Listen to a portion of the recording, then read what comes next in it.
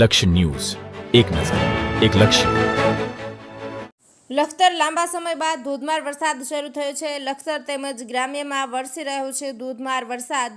લખતર તેમજ ગ્રામ્યમાં વધુ વરસાદને લઈને નીચાણવાળા વિસ્તારમાં ભરાયા છે પાણી. વાહન ચાલકોને વાહન ચલાવવામાં થઈ રહી છે હાલાકી. લખતરમાં વરસાદ અને લખતર વિરમગામ હાઈવે પર વાહન ચાલકોને હેડલાઇન ચાલુ કરવા મજબૂર બનવું પડ્યું છે. લખતર શહેર તેમજ ગ્રામ્યમાં વીજળીના કડાકા સાથે ધોધમાર વરસાદ પડી રહ્યો છે. લખતર તાલુકામાં વરસાદ પડતા નાના મોટા ભૂલકાઓ અને વરસાદમાં નાહવાની મોજ માણી રહ્યા છે. લાંબા સમયના વિરામ બાદ વીજળીના કડાકા સાથે ધોધમાર વરસાદ પડતા ખેડૂતોમાં આનંદ છવાયો છે.